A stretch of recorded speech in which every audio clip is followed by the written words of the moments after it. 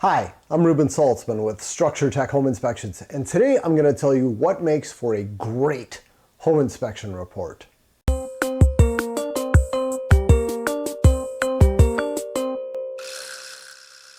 So I was trading text messages with another home inspection company owner buddy of mine, Michael, you know who you are, and he was asking me what makes a good home inspection report. Why do home inspectors write reports? What are they trying to do? And what makes one great versus one that's just okay? And he likes to ask me these deep questions at 6:30 in the morning. And so I'm trying to rush out the door. I'm sending him this long text message and doing the voice to text thing. And I thought, this deserves a longer answer. So this is for you, Michael, but I'll share it with the world as long as I'm taking the time to give you a good answer. Just for anybody who doesn't know me, when I'm talking about a good home inspection report, I've seen a lot of them. Back when I got into this home inspection game back in '97, we were doing the triplicate reports. It was this handwritten thing where you got to press down hard on the paper and you end up with 3 of them, and you tear a sheet off and you give one to the client and one to the realtor, and then you keep one for yourself. And it was about as low tech as you could possibly get. It's all handwritten notes and check boxes. Super cheesy. But we ended up graduating on and then on, and we have changed the way we deliver our reports and our photos and all that stuff probably dozens of times over the years. And today what we do is an HTML report. It's all online, and the report automatically resizes to whatever device you're looking at. You click on photos, it makes them bigger. We can embed videos inside of our reports. I mean, they're really fancy, but a lot of that just has to do with the software provider. And any home inspector out there can go to this software provider. We happen to use Spectora, and they can say, hey, hook me up, and then anybody out there can produce a report that looks on the surface very similar to the same report that I do. You just use the software. But there's a heck of a lot more to delivering a solid report than simply using a piece of software. There's a ton that goes into it. And I wrote out a few answers to this question. And by the way, of course, this is going to be an opinion piece. I'm pretty opinionated about a lot of this. Doesn't mean I'm right, but I've got a lot of experience to back up what I'm telling you. So, number 1, professionally written. A great home inspection report should be free from spelling errors, free from typos, free from grammar errors. Side note, if you're using a piece of software that's a web-based reporter, you install the little app called Grammarly. It's wonderful. It should fix all of these things I just mentioned. And then finally, you should have complete sentences. The one that drives me nuts, I see this in home inspection reports all the time, is a home inspector says, recommend repair or replacement of this. How about I recommend? That's even better. When you say recommend, you are telling your client that they should recommend. You get what I'm saying? Now, of course, I'm being a little nitpicky. Everybody knows what they mean. But still, you're a professional. This is what you do for a living. You write reports. That's half of what you're getting paid to do. Take some time, get it right. Okay, so well written. That's number 1.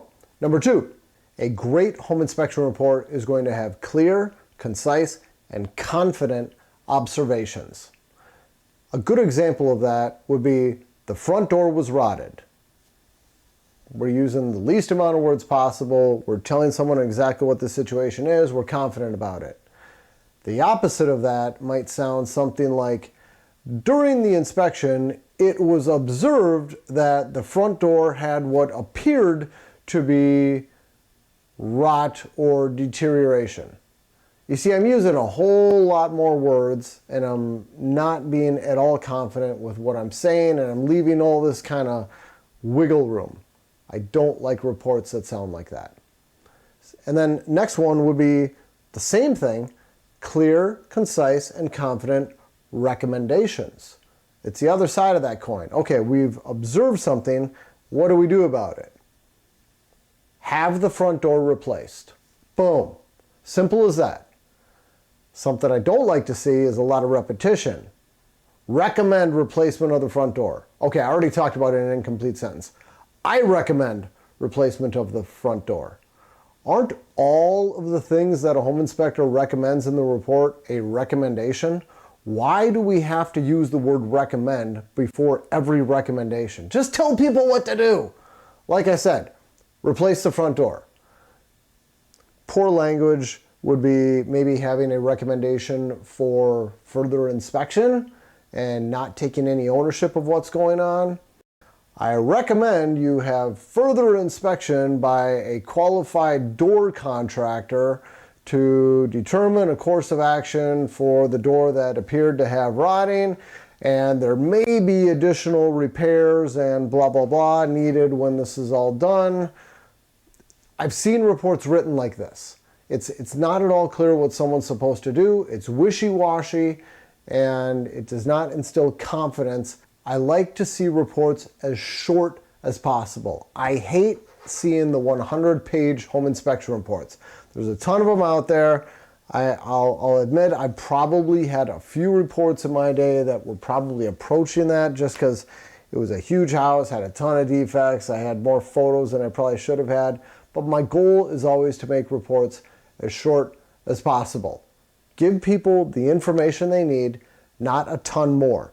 And what makes reports really long sometimes is where you have a combination of a home inspection report and a home maintenance manual. And it tries to explain every little thing about a house and every little maintenance piece that you should have. I don't like doing it that way. Something we did back in the day is we would make these custom home maintenance manuals. We'd take all these different brochures and all these things and we'd bind it in this big package for people. It took forever. And then we started buying Tom Faza's How to Operate Your Home manual. It's a smaller book, and we would give that to our clients during the home inspection. That was fine.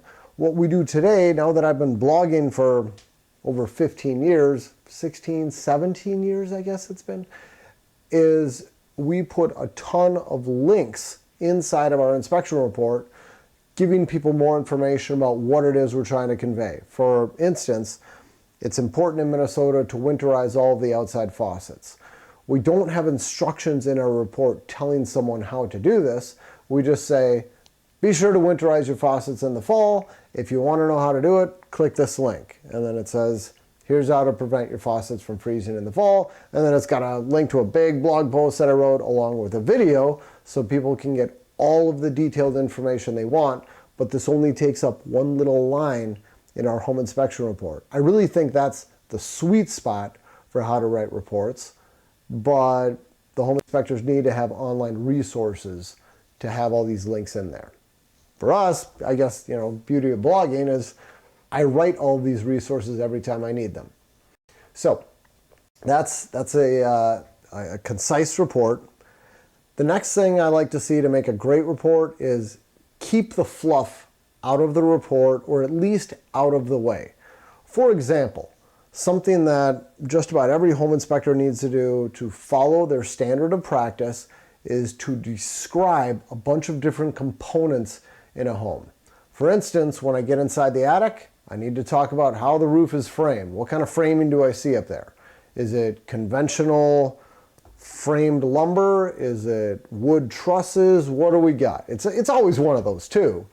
And nobody ever cares. Nobody has ever asked me in the history of my career how it's framed, but I need to document that in every single home inspection report, along with a ton of other stuff. We need to describe all this stuff. Nobody cares. It should not take up the same amount of real estate in a home inspection report as all of the important observations and recommendations. It should be fine print that shows up at the bottom of a page, or maybe gets pushed back to the end of the report, or we deliver HTML reports, as I mentioned. For us, it's an extra tab that you need to click on, otherwise you'd never even see it. So I think that's where it belongs. Same thing if a home inspector is going to document their standard of practice. it ought to be out of the way. Nobody needs to read about this stuff. It can be there if they want to find it, but it's not front and center. So keep the fluff out of the way. Next item is a summary at the beginning of the home inspection report. This one I think is really important. Home inspectors ought to summarize the big important stuff, the stuff that might affect somebody's decision to purchase a home, stuff that's going to be really expensive, and they should also list immediate safety issues. Anything that's immediate that people need to know about, like right now, that can go in the summary. And we're talking about like the roof is toast. Yeah, put it in the report. The furnace is pumping out high levels of carbon monoxide, or the furnace vent is disconnected. That goes in the summary. You got live wires sticking out of an electrical box and someone could get electrocuted today. It doesn't cost much money to fix this, but yeah, that should go in the summary too. It's that big stuff. Little stuff has no place in the summary.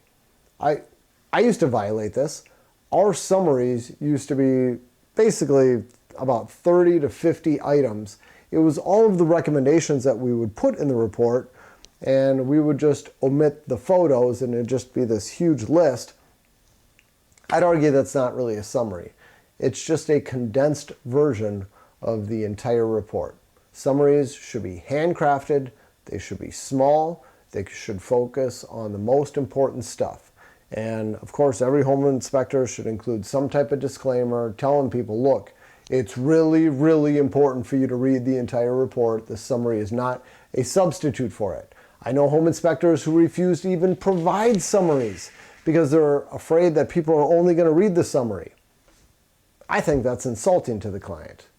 I think you're just not trusting people. If I'm hiring a home inspector, I want a summary. And I don't need you deciding what I'm going to read and what I'm not going to read. I'd say, give me the information that I want. And really, when I summarize all of this stuff, what I think it comes down to is giving people what they want. Figure out what your client wants, talk to a lot of different people, talk to home buyers, talk to real estate agents, figure out what it is they want, what it is they need, and deliver that product.